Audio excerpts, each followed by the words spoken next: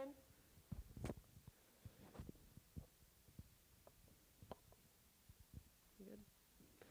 Welcome, everybody. My name is Carla Faust. I am with the Lodi Optimist Club. I appreciate everyone coming tonight. It is nice to see so many of our community members here. The Lodi Optimist Club has put on this forum for over 50 years. So just a little background on it before we get started tonight. The reason that the Lodi Optimist started this forum procedure for a number of our elections was for us to work in partnership with the high school to allow students to come in and be part of the electoral process. So it gave them an opportunity to have community members come in and even themselves ask questions of our candidates. So tonight, normally we would host these at noon so that the high school classes could participate. But with this being such an important special election, we voted to hold it as a special evening forum tonight. So we are live streaming this. So if you like the way you look, maybe they'll scan the audience and you can wave. Look at yourself later. This will also be taped and put up on the district website for you to go back and review anything you would this evening. I'd like to first thank the Optimist board members that I believe most are in attendance this evening. So the Lodi Optimist, the current president is Ann Groves Lloyd. Our vice president is Tyler Potter. The secretary of our organization is Bill Hopp. Treasurer is Al Buddy, and I am the current past president. Executive board members that are also serving terms with us are Al Bilsey, Bob Gores, Chuck Gradessel, and Diana Carls. Without the board, we couldn't do a lot of the things that we do in the community. And what the Optimist does in the community is hold 3 fundraisers a year. One is our Super Bowl breakfast coming up next Sunday, the 13th. It is a drive-through at Reach Out Lodi for $20, and we have tickets out front. You're able to get 2 breakfasts and enter into a raffle. Those fundraisers, that, the Pig Roast, and the One Mother of the Run, are what help our organization raise funds that we give back to the youth in our community. We support the insurance that goes to a lot of the sports programs. We've supported the Ice Age, the cross-country team, the girls' volleyball team, basketball team, a number of organizations. We've given over $14,000 to the Lodi Pool, which is near and dear to Bob Gores and Ted Gores' heart. We gave $10,000 to the athletic field up here at the high school, which we're proud of as well. We're not able to do these types of things to give money back to our community without your support. So thank you. If you've purchased a ticket or attended our events, we really appreciate it. And then I'll just do one more shameless plug. As with any organization, we're always looking for volunteer members to come and join us. So if you're interested in becoming an Optimist, then please let one of our executive board members know. We would certainly welcome any and all that you can give to us in which we give back to our community. So once again, thank you for coming. Our candidates that are here tonight, I will introduce. After I introduce our candidates, we will stand and say the Pledge of Allegiance, and then I will go over the format for the evening. So I'd like to thank, and the candidates drew. We put tags out, and this is the order in which they drew. So we have Scott Bilsey here this evening, Julie McKiernan, Nathan Dennis, Bill Whipperforth, and Heather Barron. So first and foremost, we need to thank them for stepping up and deciding to run to support our community. So let's give them a round of applause. With that, if we could stand, remove your hats, hand over your heart, and toward the flag, say the Pledge of Allegiance.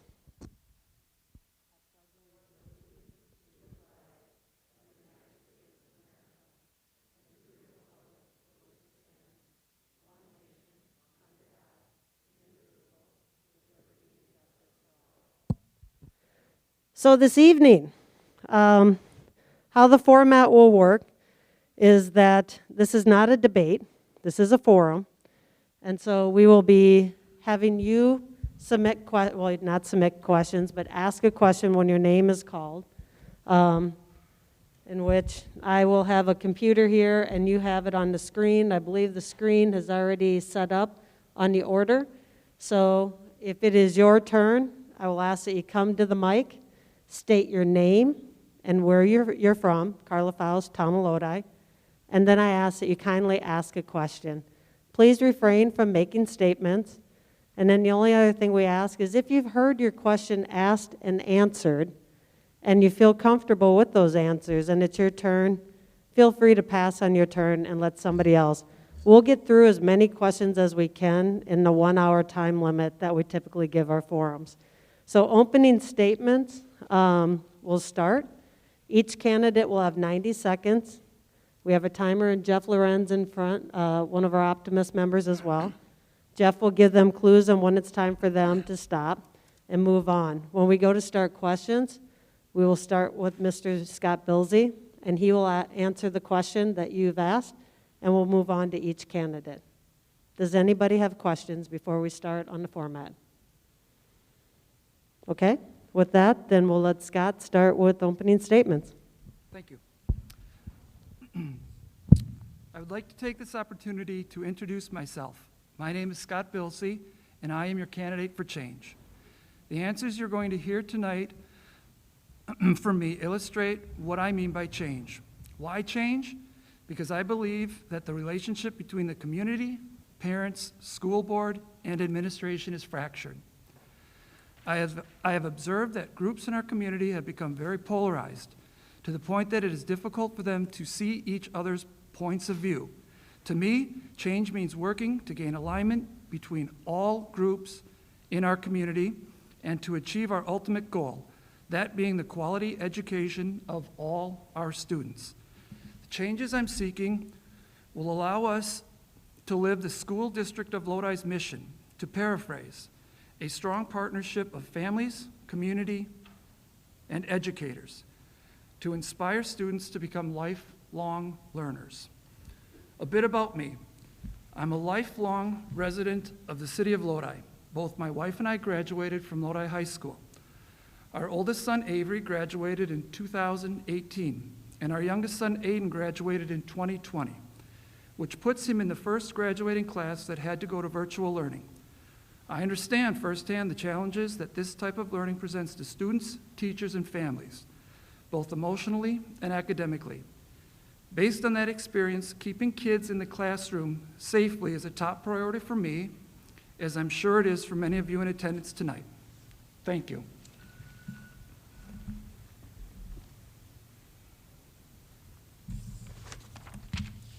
Julie?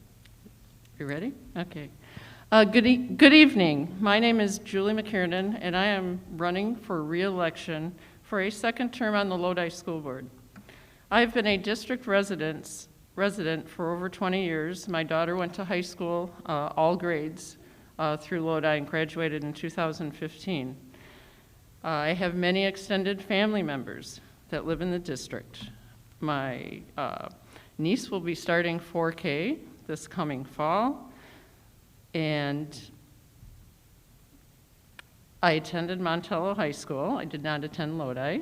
I did spend summers here at my grandparents'. After high school, I attended the University of Wisconsin-Madison. I graduated with a Bachelor of Science in Agriculture, majoring in Agricultural Economics and Dairy Science with an option in Business and Industry. And I currently serve as the Board Treasurer and Chairperson of the Facility Finance Committee. I have work experience in financial analysis, human resources, and strategic planning. I've been a licensed realtor since 1996, and I look forward to serving another term. I believe in Lodi, and I believe that every student here can be successful.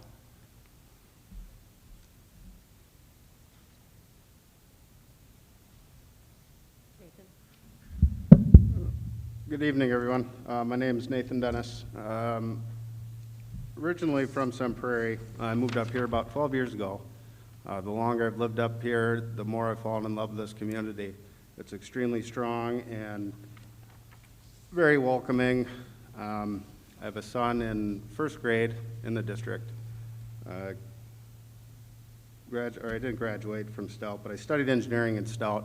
I have multiple robotics certificates in PLC programming, running a landscaping company in Lodi now. The last few years have been extremely challenging, and especially COVID affairs. It's been struggling for my son and taxing on myself and many families in the community. I'm here to try and bring back normalcy and change and restore confidence with our current school board. That's where I'm at. Leave it at that. Thank you.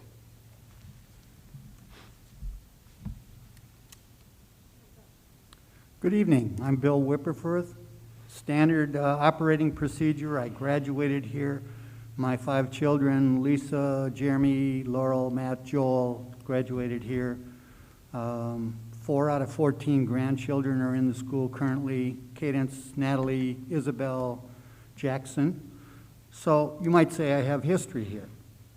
I came on the board as a committee member, not a board member, in preparation for building the middle school.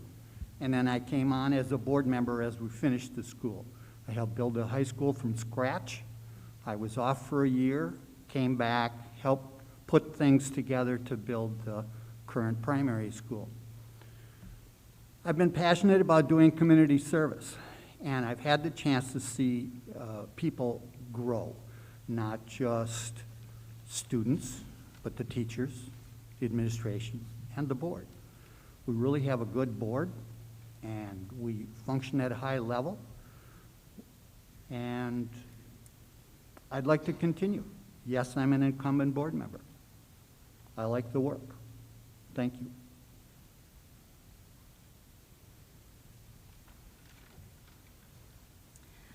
My name is Heather Barron, formerly Heather McGrath. My husband and I grew up in Lodi, and our 2 daughters are also Lodi graduates, and our 2 sons are currently in the district. I feel that I can bring another point of view to the table. The board is pretty lopsided right now on several issues, and that's not good when you're making decisions that affect so many people. Being a business owner has taught me to be financially smart while also knowing that everything costs money. Being a mom in the district for quite some time now, I have seen changes and have heard many different points of views over the years. I have volunteered and seen all the work, time, and dedication that teachers put into our kids. I've been very involved in coaching, being in charge of different programs and youth activities, and have seen the good and the bad of parents' emotions and understand both sides. I am always curious about things, and I'm a fast learner. I'm very passionate about Lodi and love to be involved with as much as I can. COVID is a huge issue right now, and I would love to see our community deal with COVID better so that our children are not the ones suffering the most. COVID might have motivated me to pay more attention and want to run for school board, but I'm excited to get more involved in non-COVID issues too, like CRT, equity, school board transparency, and the school budget. I'm ready to be more involved in that and feel there is a better way to deal with those issues, but I'm also excited about all the little things that make Lodi great. Our kids are amazing, and I want to keep them motivated, inspired, determined, and feel they have a voice. I want our teachers to feel supported and happy in their work environment. I just feel there is a lot of separation between the school, the parents, and the students right now, and it makes me incredibly sad. I really want the school district to bring back that amazing feeling of community, and I want everyone to feel heard and proud of our district. Thank you. Appreciate that, candidates. We will open it up for questions, and the first person on the list is Allison Rowe. So Allison, if you could step to the mic and state your name, where you're from, and ask your questions, please. It will start with Scott Bilsey will be the first to answer. Each candidate will have 60 seconds to respond. Good evening, Allison Rowe, City of Lodi. My question is, do each of the candidates support the referendum? And if not, what specific actions will you take to ensure that the quality of education in this community is in no way diminished? Allison, you might want to stay there in case I ask you to repeat that question. Thank you.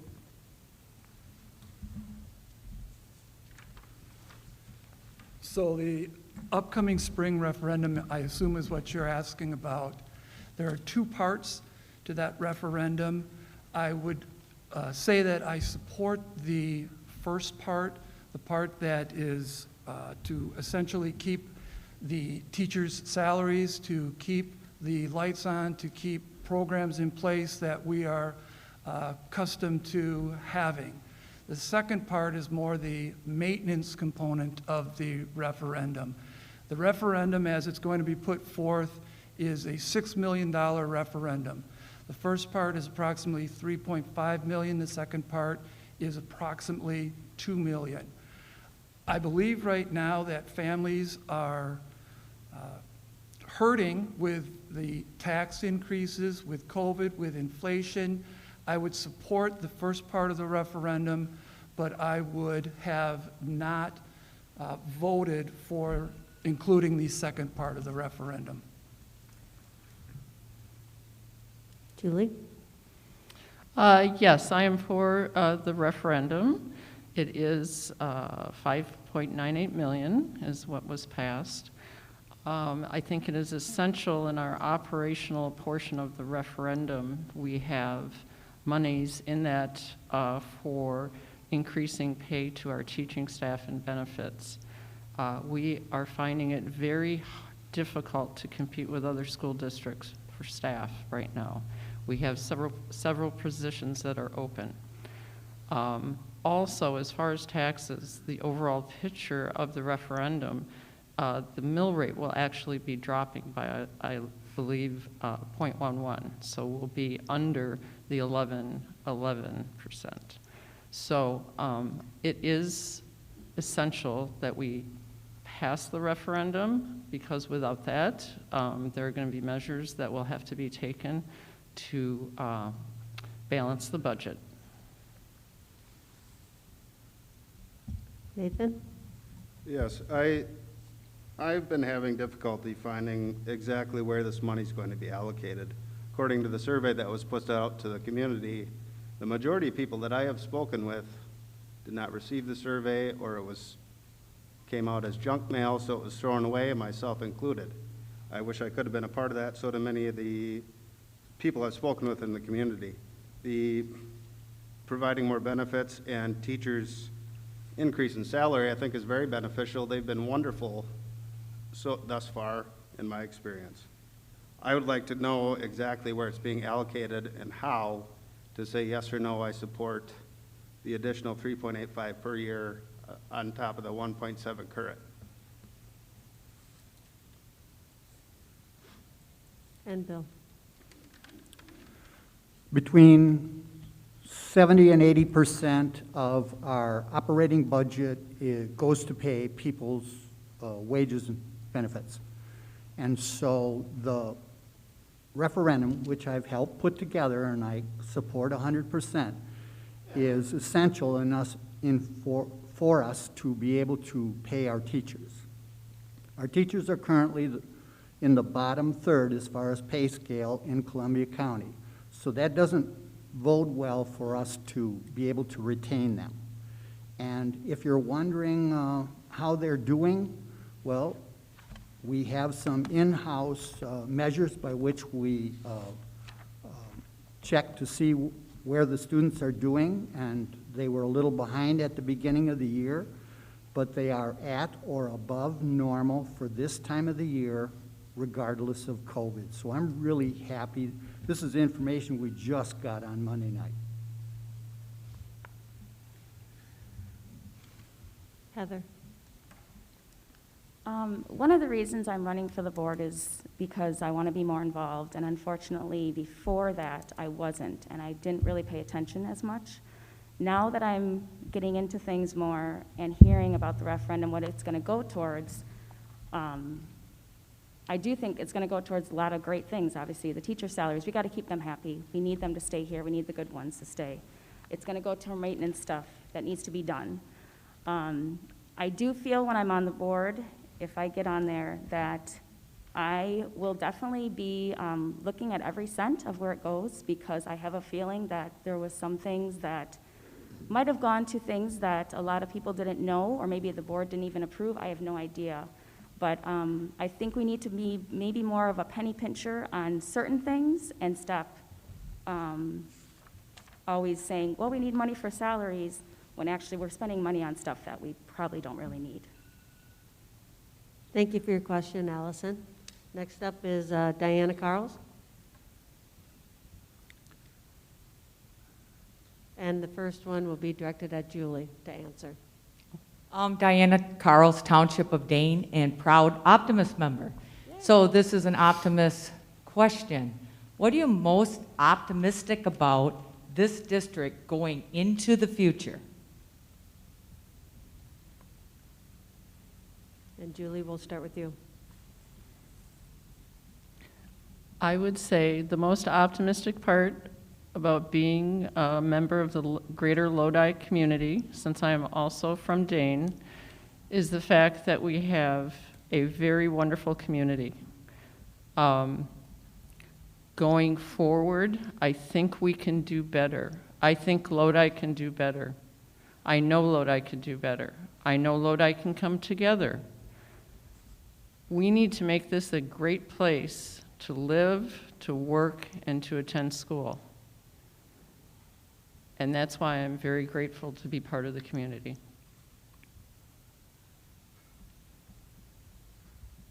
Nathan? That was also the first thing that came to my mind is our community. It's wonderful. We have many valleys that we stand together. Unfortunately, that's why there's 5 of us running, and the board being one that we are very divided. But I am optimistic as a community we can come together and resolve the current issues at hand.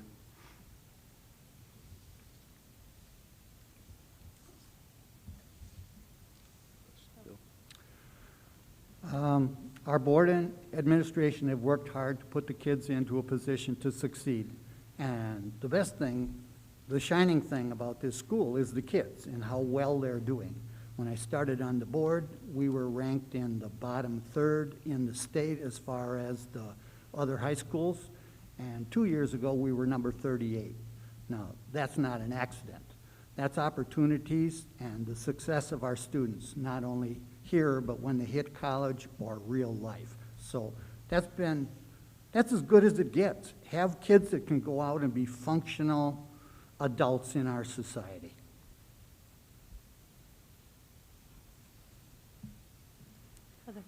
I would have to say, basically what's happening right now is all the involvement in our community. People were upset about the board, and now we're getting more voices out there. We're going to hopefully get a little more balanced, and people are going to feel they have a voice. And I just think if we all just work together, like we all want to, I know we all do, we all want the same thing, which is the best for our kids. And I just feel like we're at a turning point right now where that's going to start happening. Thank you for the question, Diana. Next person is Bill Welch. Scott? Oh, I'm sorry, Scott. I'm very optimistic about the community in which we all have chosen to live in. I think we have a great group of parents. I think we have a great group of teachers. I think we just need to get people on board that are willing to work with one another, are willing to listen to each other's points of views and perspectives, perhaps even be willing to compromise. I think that we have an opportunity to provide a great educational experience for all of our students. I think we can tailor that experience and provide students with what they need to be successful. I think that this will allow each student to achieve their goals both while in school and once they graduate from Lodi High School and go on into the world.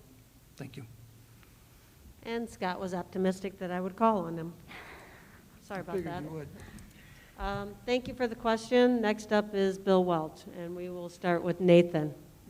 As you know, I'm Bill Welch, and Lodi's been my adopted hometown for the last 18 or so years. Since racism is a major factor in our country's history and our current reality, what are your thoughts regarding teaching our youth about racism? That's a difficult topic. The teaching of the history of racism, I think, is a very important aspect that needs to be discussed. teaching a theory or a bias towards a certain group should not be discussed. Racism is a very hot topic in this country.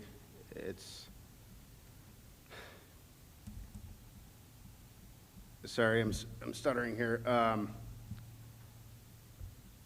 I guess the main point I'm getting across here is I'm all for, and our students should understand about the history of racism and what's happened. We need to learn from it and not repeat history.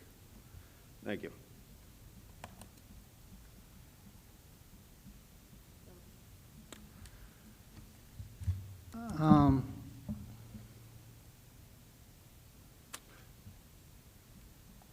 Critical race theory was created in the 1970s. Lately, it's become a political issue, and to be honest with you, I'm not interested in that. But discrimination or different forms of it have been part of our history forever. The one mistake that we make is that we need to teach our kids how to think, not what to think. We need to teach them the history of where we came from, not what to think about it. The other thing we need to quit doing is look at our values today and go back and say somebody 100 years ago or 200 years ago was a slave owner. It was a different time. It was a different world. We can't make a fair assessment on what people did 100 or 200 years ago. It's not fair.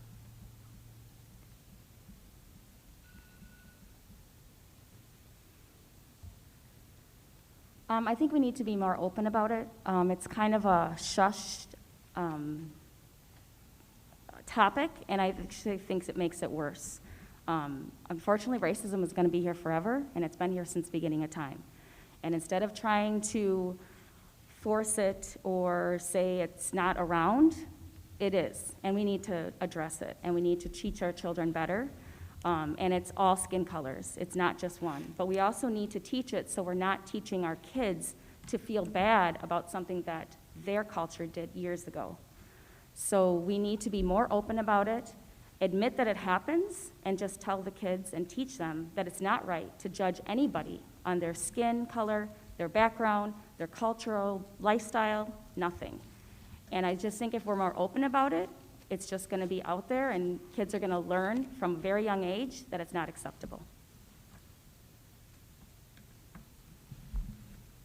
I think it's valuable to teach students about others' experiences. I think we all have different experiences, and if people are more open and aware of others' experience, it helps them to understand them better. I think that teaching diverse topics allows students to grow and to mature. And I think that's an important component of attending Lodi High School or Lodi Middle School.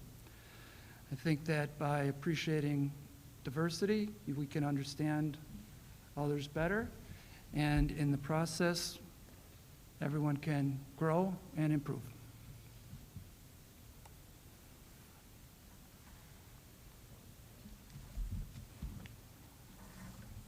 Well, I'm going to make a statement. So I think we should be teaching and reflecting our accurate history. And I also think we should take the R out of CRT. It should be CT, critical thinking. We should be teaching our kids how to critically think. Talk about history. Think about Title IX, 1972. I didn't get to play sports. I didn't get to play sports before then. So, there's a lot more to it than race, I think. We have a lot in our history where there have been other social injustices that are not related to race, and that's one that would be a sexist part of it. So I think we do need to have diverse learning, and we need to accurately reflect what our history has been. Thank you for your question, Bill. Next up is Jack Tatzel. And reminder, please state where you reside as well. Jack Tatzel, Town of Lodi. The school district referendum that was sent out, the survey that was sent out for the referendum. In the referendum survey, there are many comments that came back with it, and those comments show a distrust between the board and the community. What decisions or actions has the board done to have so many people lose trust and feel the district is not transparent? And how can this relationship be improved going forward? Bill, this will start with you. Having been here for a number of referendums to build schools and other referendums for operating, there's always some dissension with people. Generally, it comes back to them not understanding what's at stake or what's going on. 45 seconds already. Here we go. Oftentimes, we get citizen input come to us, and in that forum, we do not get to speak back to the people directly, but we have to answer back to them later. And high tendency is that people bring misinformation. Now, in between now and April, the board and the administration is going to work hard to put out the details of what is in the referendum so that you have a full understanding for how it's going to work and why it is there. Some of it has occurred because I have to stop. You can finish your thought. It's all right. I just have a question, actually. Is this in, about the referendum, or is this the survey that went out to the parents about opening the school? This is the referendum survey. Okay, okay. So your question is, what has the board? Right, the distrust that the comments showed between a lot of the community and the school. So it doesn't really matter which survey it's on. Okay. I would just say that I feel like if you're going to send a survey out, you should probably listen to what the survey says. Otherwise, there's really no point and a waste of resources. They wanted our opinion, and I feel like they really should have taken that into account more. I'm not saying that you have to do exactly what the survey says every time, but they at least should have acknowledged it and maybe explained why they did certain things or why they voted certain ways. That's pretty much the point of us losing trust in the school and the board, is because we say what we want and then they say it doesn't matter. This kind of goes to my opening statement. I think the referendum is just part of a bigger issue, and that is people in the community feel like they're not being heard, feel that their voices aren't being heard, or worse, people in the community feel like the board doesn't want to even hear their voices. Look at what happened last month. They knocked down your ability to come to a board meeting and give public input. You used to be able to speak for 5 minutes. It was unlimited as far as the number of people that could come in. If you wanted to have 30 people come in and talk for 2 hours, that's what you're here for. You're voted to listen to the community members and people on the board. What happened last month? 3 minutes, 10 people max. Why? Because we want to get through our board meetings quicker? If we're on the board, we have to give the impression, or we have to be willing to listen to people in the community and react to what they are saying.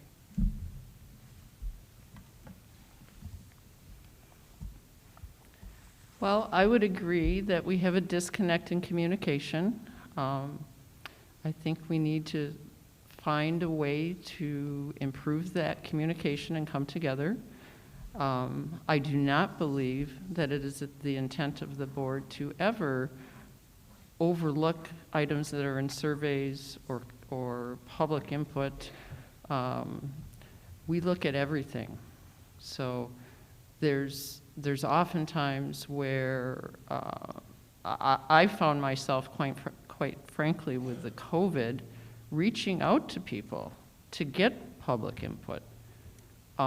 So I think there's also a misconception about what the board actually does and how we go about our work. So again, it's a communication problem. I mean, I understand it from your viewpoint, but I think we've got to find a way where we can communicate better.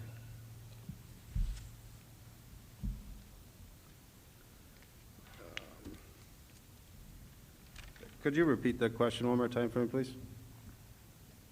The referendum survey comments show that you discussed between the board and the community.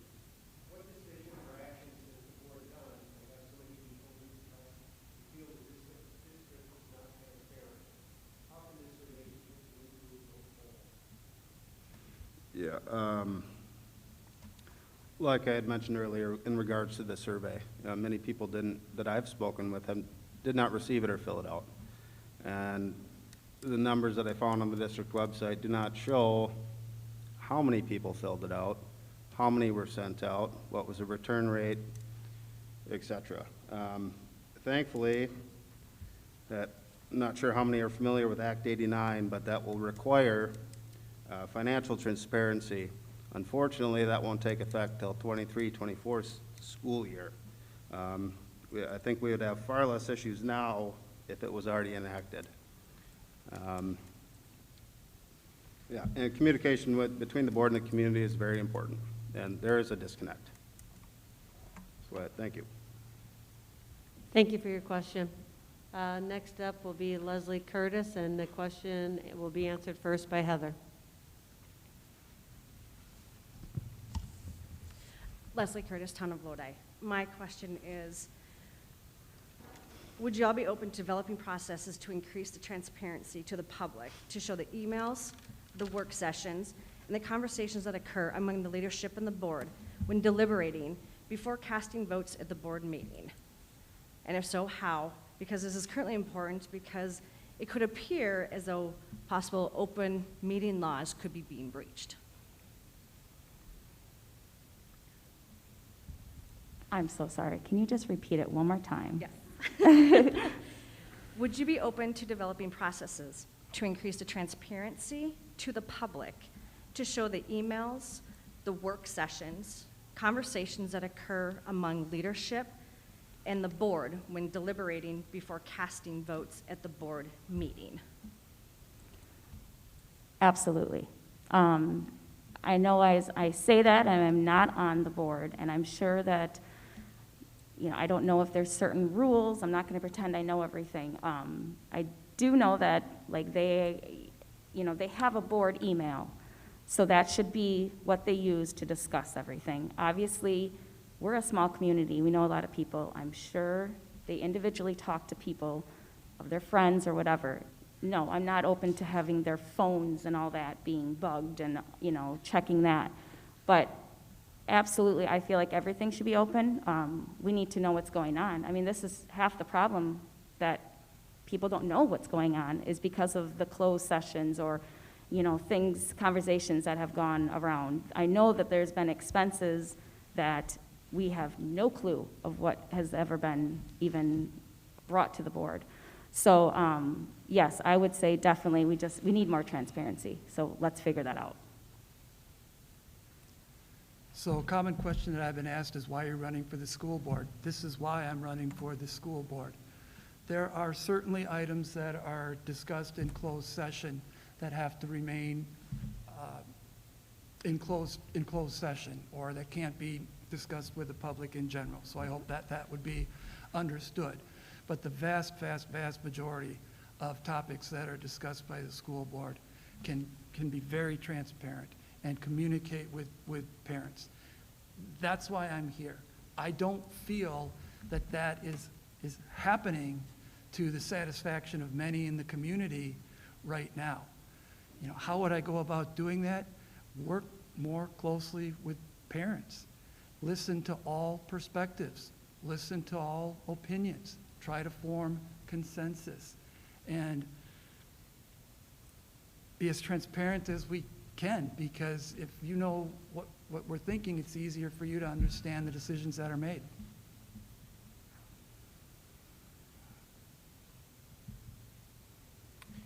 Well, we can always improve upon processes.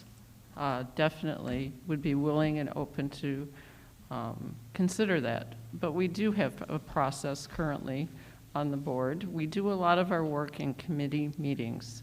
Unfortunately, those committee meetings are not videotaped, but there are minutes to the meeting that are publicly posted in board docs. And so just to give you a rough idea, our facility finance committee meeting meets once a month, and our meetings generally last 2.5 hours, almost as long as a board meeting. So there's a lot of work and discussion that goes on in those meetings. So I think that's part of the disconnect here. By the time it gets to the full board meeting, which then is videotaped, that you're watching or may come to, that may give you the perception that we're doing things behind closed doors, but we are not.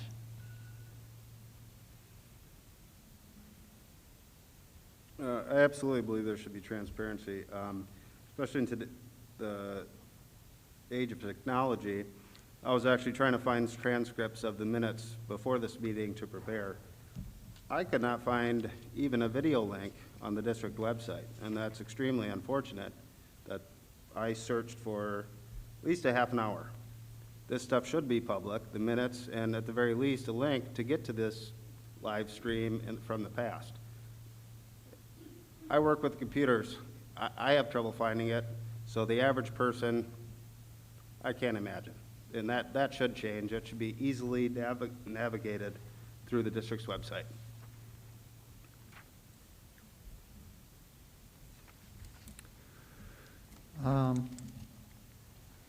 You're talking about transparency, okay.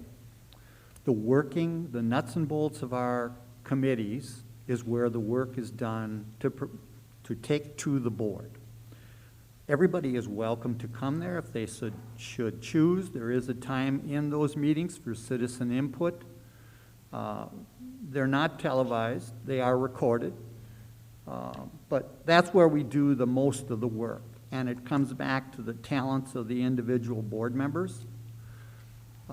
As far as what we discuss in closed session, when we come together for a regular board meeting, we have to prep for issues that deal with people and their reputations and information that is critical to people, and we don't want to, the last thing on earth we want to do is embarrass them.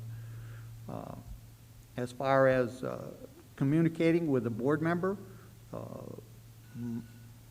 my email is available. Ms. Palmer's always got it. She always knows how to get a hold of me. Thank you. And most people don't email me. They see me in person and ask me. Thank you for your question. Next person is Heidi Ashworth. And we will start back with Scott.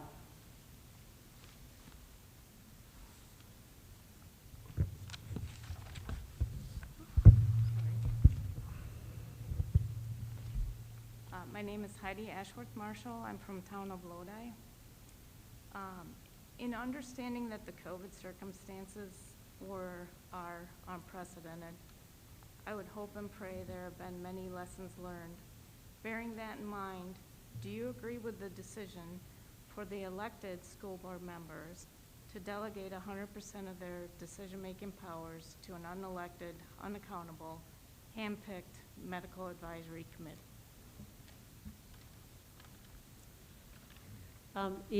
Can you put the mic down toward you a little bit and maybe ask that one more time, if you don't Sorry. mind? Thank you. In understanding that the COVID circumstances are and were unprecedented, I would hope and pray that there have been many lessons learned. But bearing that in mind, do you agree with the decision for the elected school board members to delegate 100% of their decision-making powers to an unelected, unaccountable, hand-picked medical advisory committee?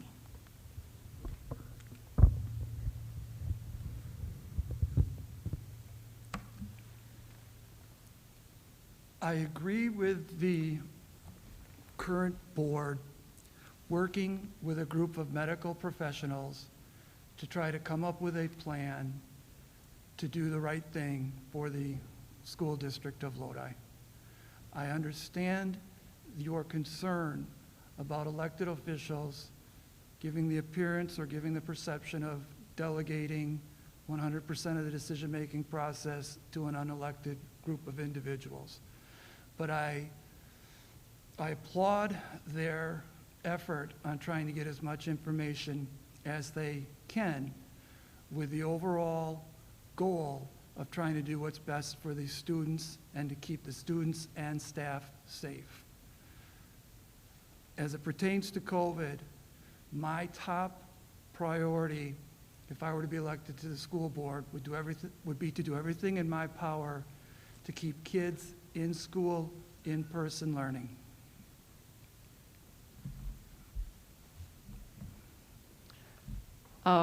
First of all, I'd like to say that the decision-making powers is not, we are not relying on the medical advisory board. We can still change, we can still agree to disagree with what they say. We still have the power to make a motion and second it and vote against it if we choose to get enough votes, okay? So I'd like to put that out there.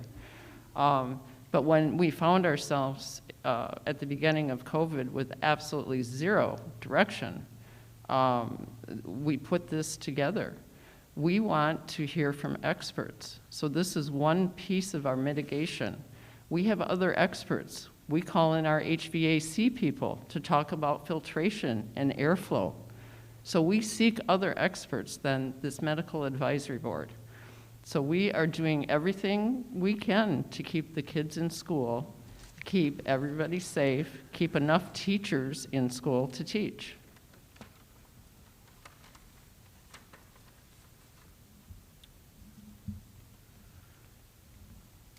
I guess I question where and how this board was picked. I'm not for the board hand-picking them without the input of parental guidance or board or public input to the board. COVID-wise, I think should be a parental choice, not forced on by the school district. There's,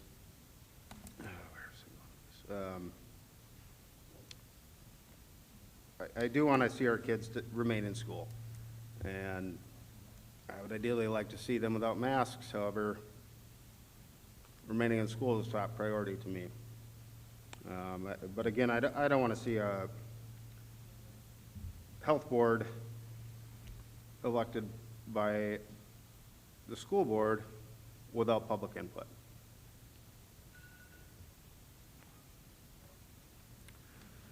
We seek out outside guidance from businesses to help us manage the school constantly. So this is really no different, but understand this. Remember what I said, outside guidance. We have the opportunity to talk to them, to communicate with them, any of these businesses, to ask questions, and to make the decision ourselves. They do not make the decision, we do. The other concept you have to understand is it's really important for us to keep kids safe and healthy, because in order to learn, that's what it takes. COVID has really, well, it's obviously the first pandemic any of us have ever been involved in, although when I was a kid, we had to deal with polio, and now you get shots, and about a half a dozen shots before your child ever gets to kindergarten as part of keeping them safe and healthy.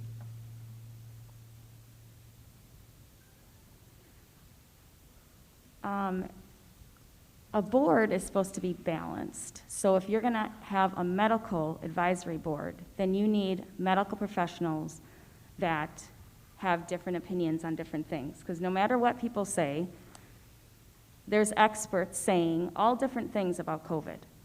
So if we're going to have doctors and all them come in, then we need people that are having different views so they can discuss and give us the best advice. When you're handpicking professionals that are saying what you want them to say, and then you're saying we're making a decision based on that, well, yeah, okay.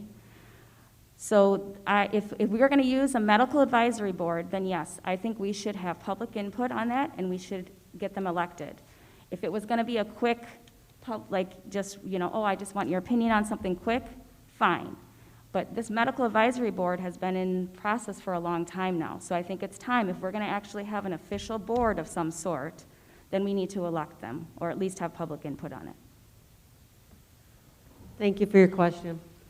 Next up, we have Patty, and the question will start with Julie. Get this down low enough. I'm Patty Herman. I'm in the city of Lodi.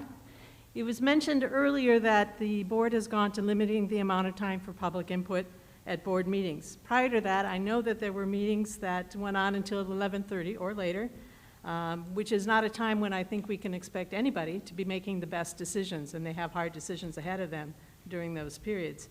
So what are your thoughts on how we create a balance so that people are heard and the board is allowed to accomplish the rest of their very important and very packed agenda? Well, I would like to just say, for instance, we have rules here this evening. I have 60 seconds to answer this question. So I recently went to the school board convention, and I served on the delegate to vote on the policy and resolutions. And if you wanted to debate, you had 3 minutes. So I don't think the changes that we've made in our policy are unreasonable. What we are trying to do is hear as much relevant public input as we can at every meeting. I believe the new policy we've also written in, I mean, we can change that. If we have a meeting where there are a lot of people that have more public input, we can make a motion and vote to continue public input. That's the intent. We want to hear from the public. We would like the public to stay on course, though, to what's on the meeting agenda. That would be the other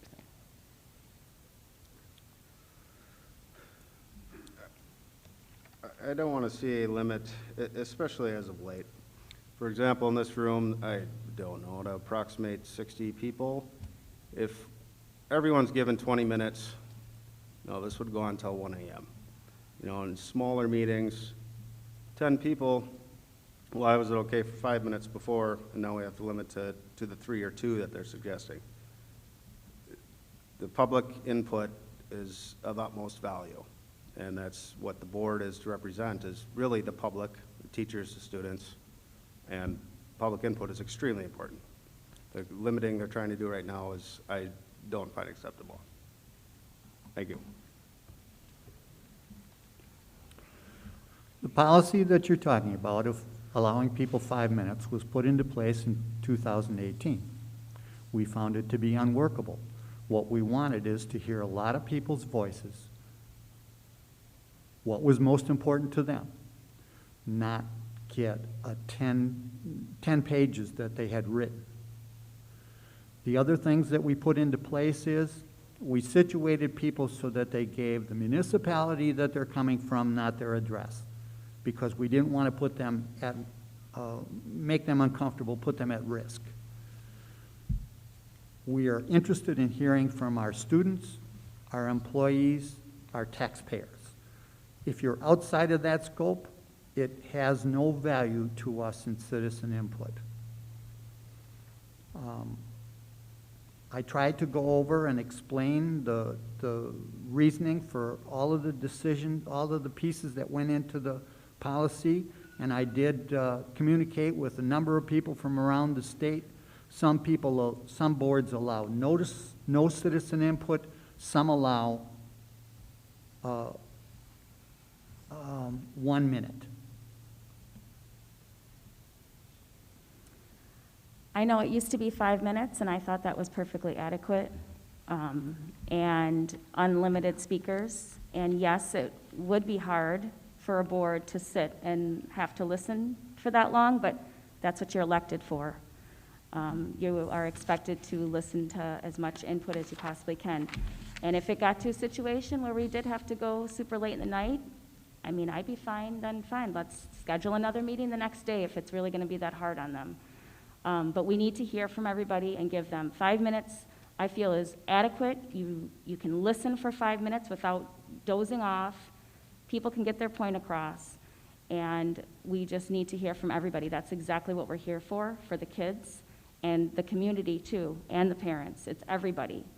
So we need to hear from as many people, and if you're making people happy, you probably won't have to hear as much. So I appreciate the question that you're asking, but to me, it's not a race to end these board meetings. You're elected to listen to people in the community, and public input is one opportunity that people have to see face to that person that they're speaking to and make sure that what is important to that community member is being heard. You can send an email off, but you never know if that's going to be looked at. As far as other school districts not having public input or having a minute, I don't care. We've had 5 minutes here in Lodi. I think 5 minutes is reasonable. This new policy is in essence trying to decrease what the board has to hear from community members, and I think that's wrong. I will sit here until 1 in the morning if I'm elected, and I will listen to public input because I think everybody should be heard. This, in essence, is keeping people from being able to speak their mind at a board meeting. That's how I view it, especially on important topics and important issues when we turn out a lot of people to listen to public input. And there are meetings where there is no public input, but when it's an important issue, I'm going to listen. Thank you for your question. Next up you. is going to be Monica, and the question will start with Nathan.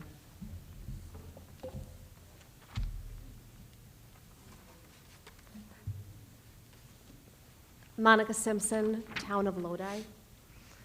Would you support a policy that would prohibit the district from joining politically minded organizations such as the Dane County Equity Consortium? Just so I understood or heard you clearly, the first part of that question again, please? Would you support a policy that would prohibit the district from joining politically minded organizations such as the Dane County Equity Consortium? I do not support this school district joining any sort of political group, via left, right, however, whatever side. No, this should be a non-biased school district, and heading in the direction one or the other, that's not acceptable. I do not support that. Thank you. Bill? Your question seems to come back to something where we were seeking information. You have to understand that we're a group of adults, and we can filter out that information. Once again, I'm not really interested in the political part. I'm interested in doing what it takes to position our kids to be successful.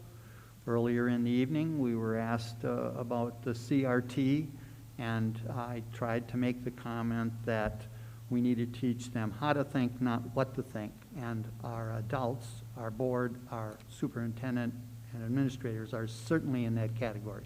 But to create a policy that you're talking about would be to prevent the group from getting information. I could not support that. I am against the school being part of any political groups. If you want to seek advice from a certain group, then you need to seek advice from the other side of that spectrum. We need to make it the same. So I'm sure, I want politics to stay out of the school, but there's going to be classes that address it, and that's fine. We need to talk about it. I'm not saying we're going to ignore the whole subject, but we need to take both sides. We don't need to just lean one side and teach that or go with that or be part of that. If you're going to sign up for a certain group, then you go to that other and you get information from the opposite spectrum and hear both sides. And that's critical thinking right there too. You're offering both. So that's what I would hope Lodi would be part of. I would be for keeping politically charged issues out of the school. I want to tailor the education of each individual student to meet their needs. Not every student has the same plan for after they graduate from high school, and I would want to provide our staff, our counselors, our teachers, services that they need to be able to meet the goals of each individual student so that they can be started on a path to success. And for keeping politics out of the school and teaching kids what they need to be successful and what they need to grow.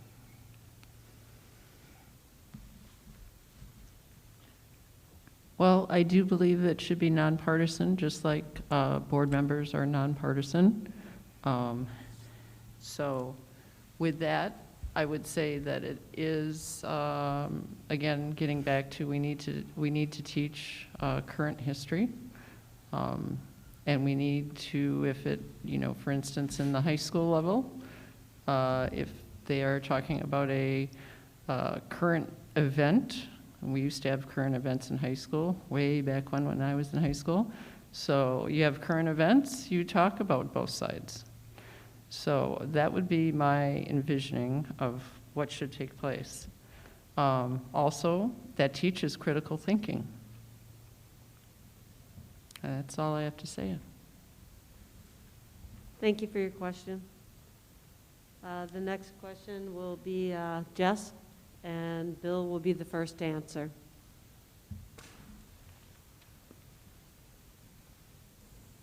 Jess Jockey, Town of Lodi. We've talked about surveys and following parents' advice.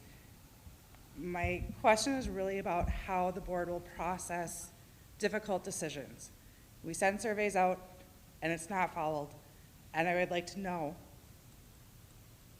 what your thought process is, how much those surveys matter to your decisions. Thanks for the question. We hired a company to help with that because, to be honest with you, with COVID and all of the other challenges with trying to get help, we kind of lack the labor to do some of these things. As far as what we're looking for trends from the majority of the people. As I said earlier, you're always going to have some people that are ecstatic and they think that to do whatever is being asked is fabulous, and you're going to have people that don't think it's so fabulous. So we're looking for trends. What's the mood of the community? Now, we did not get all of the information from the survey. That's still coming. We're going to have access to that pretty quick in one of our committee meetings, I would imagine. But I can't remember the exact number. I think we had about 300 people return survey. Thank you. I would assume that surveys and public input would be a huge part of the decision-making process.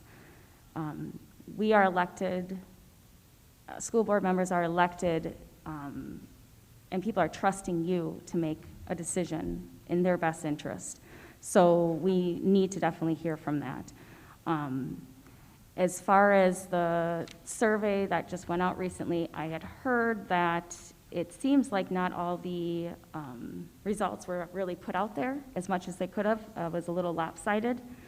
And that also brings me back to possibly the place that we hired to do those survey results might have been a little biased.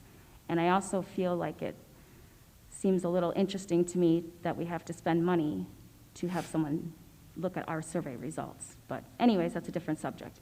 But yes, I believe if I was on the board, I would definitely want to see all those survey results and all public input to hear what people's thoughts are. I would use survey results to help impact the decisions that I would make as a school board. What I wouldn't use survey results for would be to give the impression that I'm listening to the community and then act on my own accord. I think that it's valuable information to help get a perspective or a pulse of what the community feels about a certain topic. And it should be used to help make decisions based on typically the majority of what the responses are.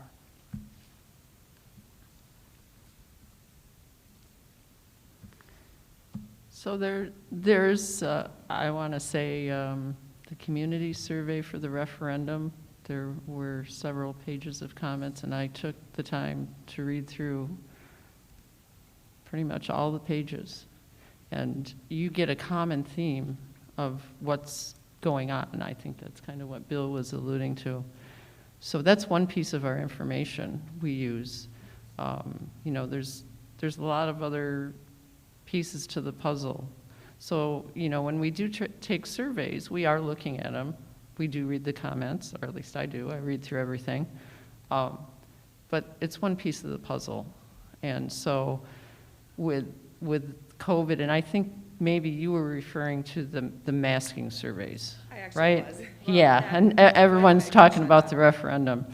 So, you know, back to the masking surveys, back at the beginning of COVID, there was a lot we didn't know about COVID. We thought it would be over, for instance, right now, and it's not.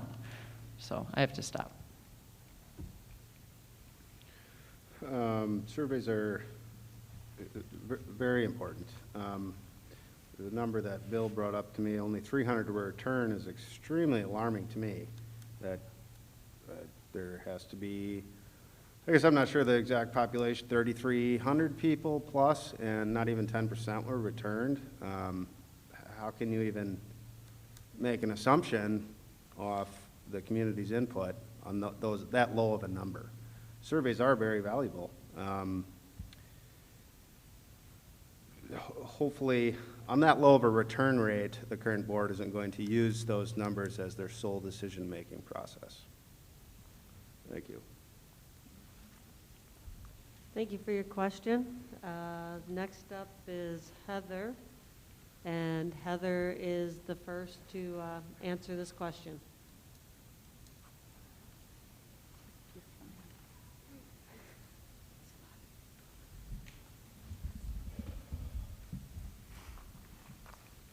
All right, please bear with me. This is a little bit of a long-winded question. State your name and where you're from, please. Sorry, Heather Schilling, and I am from the town of Lodi. Thank you. So the Wisconsin Department of Public Instruction testing shows academic skill levels declining for several years in Lodi, to the point where 62% of our students test below grade level in reading and writing, and a full 67% test below grade level in math. Do you feel it is a responsibility of the school board to assure that at least basic academic skills are achieved by most students? What will you do to make sure students achieve basic educational competencies? That is long. Yes, I mean, it's the school and it's education, so the board definitely needs to be part of that whole system. I think sometimes schools tend to focus a lot on the higher end kids. They are the ones that make the test scores look good, and you know, they might be the ones that really want to go to college and do all this, and we have the kids that, you know, school doesn't always click for them, or, you know, they don't have maybe the skills, you know, so their test scores aren't as great. And I think sometimes those middle of the road, and actually middle of the road might even get a little more forgotten than the very lower end students. And we need to focus on everybody, not just the higher or the lower. We need to focus on everybody and figure out what works, which obviously would be involving the teachers. We need to talk to them. They're the ones in the classrooms every day with these kids. And that would be something that we need to listen, especially to parents and teachers, on what works for their kids, and not just make a decision on what looks good on paper. I certainly do. I think that the board needs to provide teachers and school staff with the tools that they need to be successful. I think that the board members need to listen to the teachers when they tell them that they need these tools to be able to better meet the goals as far as educating the students. I think the DPI scorecard has pointed out some areas as far as what would I specifically do to try to help with regards to answer your question. I think the DPI has recently provided a scorecard, and there are some areas that they have pointed out that we have an opportunity here in Lodi to improve upon. Mathematics in the middle school, reading with our younger children. So that would be an area that I would focus on as a board member to try to address your question, your issue, your concern.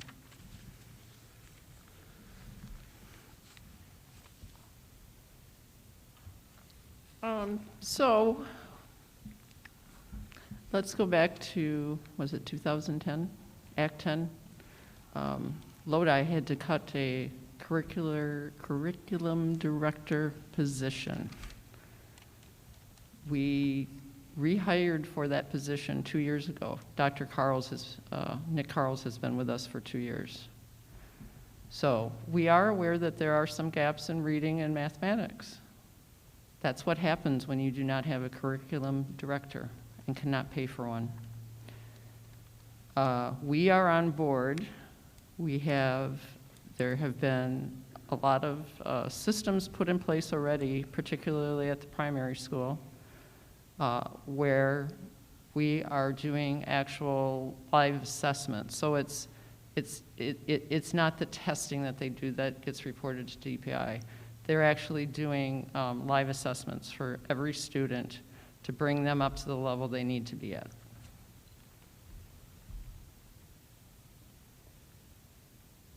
I do believe the board plays a part in this role. However, it's primarily the teachers. Perhaps there's some bad eggs that we need to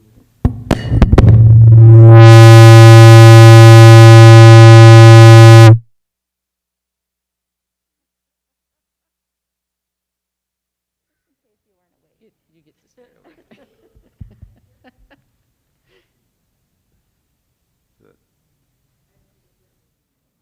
I think this is still working. Oh, okay, we're still going. Yeah, I could maybe just leave it off for now. Yeah, perhaps there's some bad eggs in the group of teachers that may need to be replaced. In what I've experienced, my son's in first grade. The teachers that I've had up to this level so far have been spectacular. I can't speak for higher grade levels personally, as I haven't experienced that yet in regards to my child. The DPI level is low, and that if it's low, that's a major issue that I want to see addressed. And the board does play a place, primarily the teachers, though. So I'm sorry, I slept on ice the other night, and I think I tore a ligament, so my knee's killing me right now. I apologize. Julie, you did a really good job of answering this question. It makes it difficult to follow up, but in 2000, when Governor Walker came in and he and the legislature did Act 10, they cut $1.75 million out of our budget after we had done our annual meeting for the year. So we had to cut an administrator. The director of curriculum was one of the things that kind of fell by the wayside. We knew it was a problem. We've tried to go back and correct it. But oftentimes people turn around and they say, well, you're top heavy on administrators. And yet we're looking at trying to get balanced kids to be successful. The other things that you have to understand is when it comes to the DPI is that some kids, when they get the pressure of however many sheets where you got to put dots on, do not test well. We've figured this out, and so we've tried to figure out strategies to change that and make it easier for them to test. Thank you for your question. We actually have come to our time allotment. We have time for one more question before we'll go to closing remarks. After this question, I will ask if the candidates would like to answer a couple more questions. But otherwise, after Melissa asks her question, we are at our time limit for questions. So Melissa, we'll let you come up and ask a question. And it looks like we're back with Scott as the person to answer.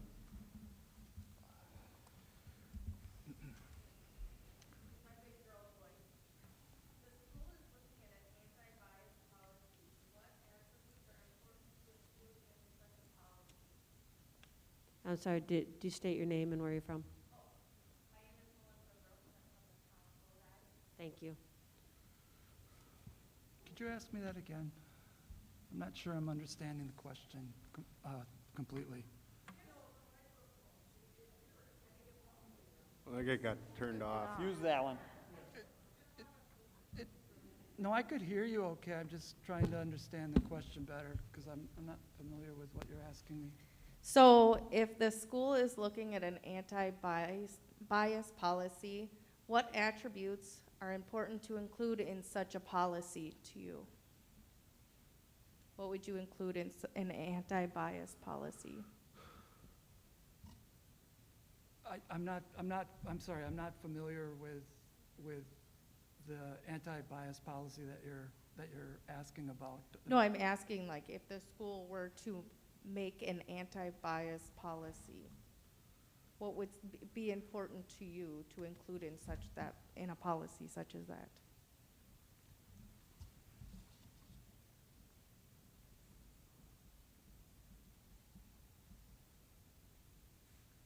No, that was a bad question.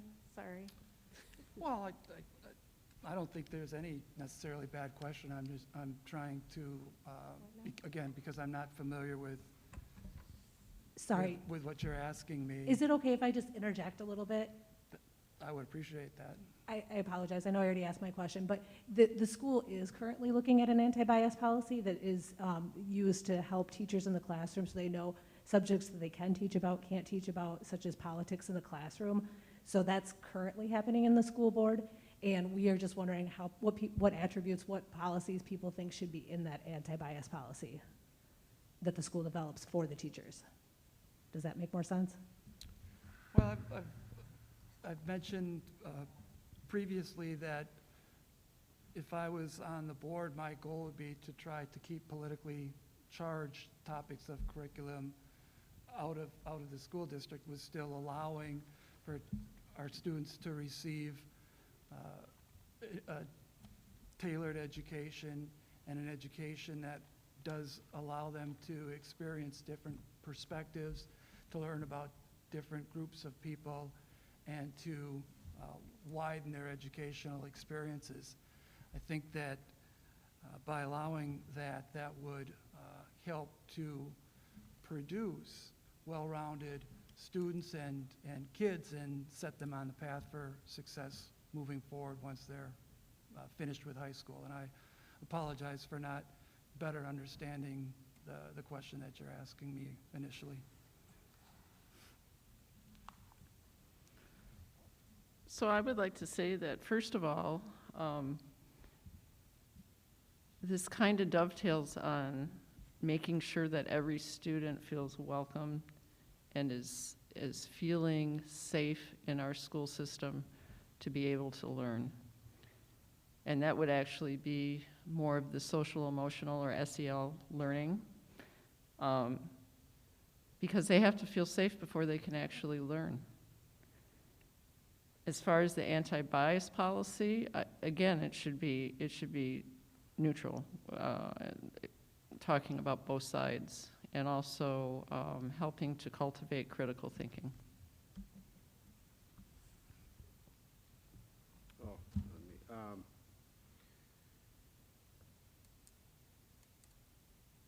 I'm glad that they are implementing an anti-bias policy, as all teaching platforms, in my opinion, should be non-biased, not directed towards any one way or the other.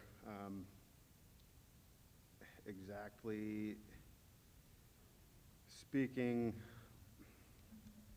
what I would want to see not discussed. like Scott had brought up, politically charged topics. I don't want to see a left or a right, for example. All teaching platforms should be non-biased, in my opinion. That's what I got. Thank you.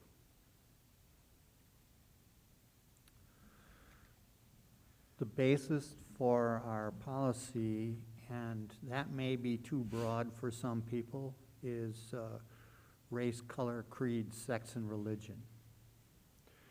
But our kids, our people are very diverse. And so they do not all fall into categories that people are comfortable talking about anymore, particularly when you get to things like sexuality, that kind of thing. And yet it's real. And we need to have people be comfortable enough so that they can learn. So that's what our goal is.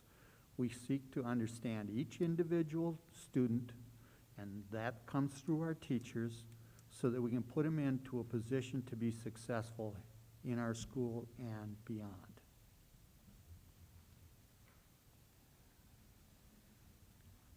I would say the number one thing is to leave politics out of the classroom. Also, just in any current events, leave the teacher's opinion out of things altogether, which has got to be really hard. That's part of the reason they're amazing. I had a lot of high school teachers that I never knew their stance on a lot of stuff. And talk about kids feeling safe is you need to, if the kids know your opinion on something, that's not going to help them use their critical thinking. My daughter actually had to choose one time, writing a paper about abortion, if she wanted to choose what she believed, write about what she believed in, or write about what she knew that the teacher believed in. And that's not right. So obviously there are classes that we need to bring debate and politics in, and that is even more of a challenge for a teacher. They need to bring both sides, still without sharing their opinion. And obviously, no teacher should ever judge anybody on their background, cultural, lifestyle, skin color, nothing based on those things. Because no matter what those things are, everyone is different. Thank you. I think this is probably a great place to stop, that we're over our time allotment as it is. Once again, I want to thank the 5 candidates here this evening. The election is on Tuesday, February 15th. 4 candidates would move forward out of the primary into the general election, then, which will be held on Tuesday, April 5th. So once again, thank you for your time. We appreciate it. They will each get 90 seconds on a closing statement, and we will go reverse order and start with Heather. I also want to thank the Optimist Club for doing this too. Thank you. I just want to end tonight expressing that I'm going to be all in if I get on the board. I'm not going to claim to know everything, and I won't be perfect. I'm ready to be thrown into the unknown, but won't forget my principles and beliefs. I will not conform into someone that I can't be proud of, and I won't back down on important issues. I saw the damage that COVID did to my senior last year, and unfortunately still seeing the suffering of the kids on a different scale today. Anyone that knows me knows that I care immensely for our district's children, and I will always be their #1 advocate. I also realize that those great minds in our district's classrooms are being shaped and developed by our teachers, and I want our teachers to feel the pride that they should for doing such an honorable job and not have to worry about the everyday politics that is often being thrown at them. I want the parents to feel confident with sending their children to our district and know they are in great hands. I want the community to know where all their hard-earned money is going towards and be proud of our district's accomplishments. I'm going to listen and learn, put in the time, and all of my effort to make the best decisions for our district. I really hope and would be honored to have your vote for my seat on the Lodi School Board. I appreciate you coming tonight. It's obvious it's as important to you as it is to me. I'm passionate about doing community service. Yes, I have done it for a long time. I like to see putting people, students, teachers, administration, and yes, board, in a position where you can watch them grow. It's fun, It's very rewarding. And there's another payback that comes also. When these students go out and become adults, they'll be the ones that you're counting on to fish you out in your time of need. A couple of years ago, we had the misfortune of having a fire in my territory. When everything got calmed down, all the firemen were standing around, and they came over to talk to me, and they all called me by name, and I'm kind of like, help me out here. Who are you? Well, I'm so-and-so, and you were there when I graduated. And I'm so-and-so. And I'm kind of like, hey, guys, that's great, but you're all men now. The people that graduated were kids. And I appreciate you stepping forward to help me out when I need help. So I've had the chance to watch people grow. I would like to continue as a representative of you and look forward to hearing from you in February and April. Yes, thank you all for attending. This is a quite overwhelming turnout. The vast theme that I've gathered from this community is that we want change. And I am a voice that will deliver that if I'm elected. I'm here for our children, teachers, community, and want to bring positive future for our children and set them up for a successful future. The times, especially now, are extremely difficult, and I'm willing to take that challenge on and without backing down and hold my ground. I'll hopefully get your vote in February. Thank you very much. I would like to first thank the Optimist Club for hosting this forum. I would also like to thank everyone else for participating and attending this event. As we look towards the future of Lodi, we need to envision how we can make our community a better place for everyone to go to school, work, or live. We need to envision a better Lodi that adapts to change, embraces the future. Our students are counting on this.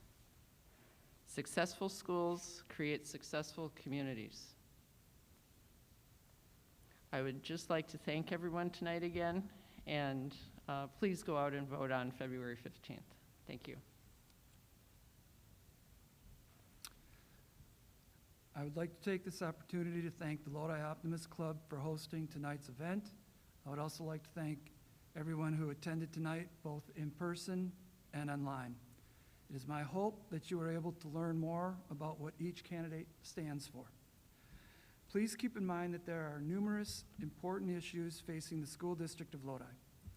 It is my hope that community members and parents will keep this in mind when casting their votes. You may disagree with me on a certain issue, but I'm hopeful that we can find common ground on other issues so that you can feel comfortable and confident voting for me. This is not a single issue election. As mentioned in my opening statement, I'm a candidate for change. Why do I believe change is important? At this point in time, it's because I am very concerned that there is a disconnect between some on the school board and community members as well as parents. I've seen what we can accomplish when we all work together for a common goal. Take the stadium project as an example. By listening to and working with community members, the school district was able to build something that now benefits many members of the community, least of which are kids. Without community input, I'm not sure we would have what we have today. I'm hopeful that we can return to that type of cooperation again.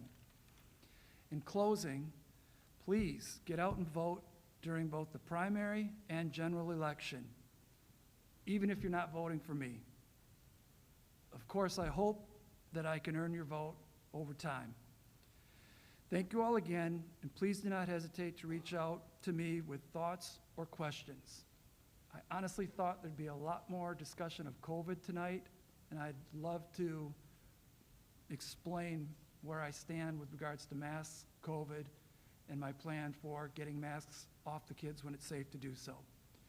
I know I've gone over my time, but I also want to thank my wife, Dory, who's sitting in the back row, because I would not be here doing this without her. So thank you. Thank you again, everybody, for attending, and as Scott has said, I would hope that the candidates could stay around and possibly answer some questions one-on-one, or that you might be able to collect their email information from them if you want to contact them directly. So it says a lot about our community, how much you care, that you're here this evening. So on behalf of the Optimist, thank you. Have a wonderful evening.